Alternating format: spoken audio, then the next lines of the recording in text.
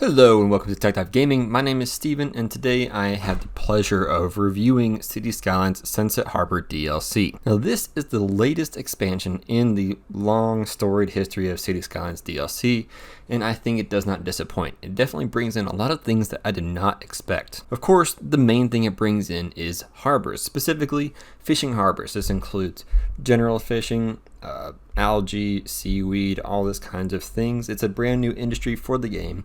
However, it does not require the industry's expansion pack. Setting up your very own fishing industry is as simple as building out your fishing harbor, building a path for your fishing boats based on the location of fish, and then you simply either send it to a fish market or a fish processing plant, which will then create goods for your commercial building. The construction and upkeep of these buildings is relatively cheap, and I do turn a pretty good profit at the end of the day when it comes to having just a few fishing buildings. The most surprising part about this expansion is just how much it adds to mass transit.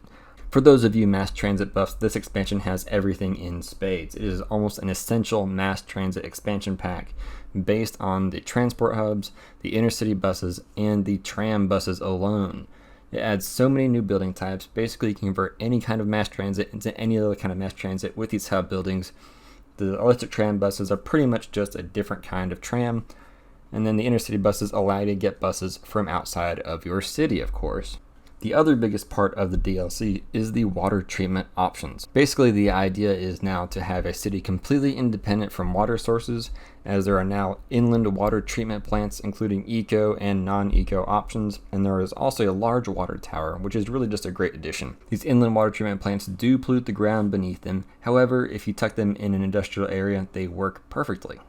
And finally, they've added a new waste processing system. If you have a large city, you know it is very difficult to get the kind of coverage of landfills and trash processing to the very center of your large cities, just because you can't have these large polluting buildings so close to your most precious areas. Basically, it just extends the reach of your waste processing facilities deeper into your downtowns, so that way your waste coverage is perfect. Now, I will say these waste processing buildings are relatively expensive, so you want to keep them for cities about 50,000 pop or more, unless you really just want to use them.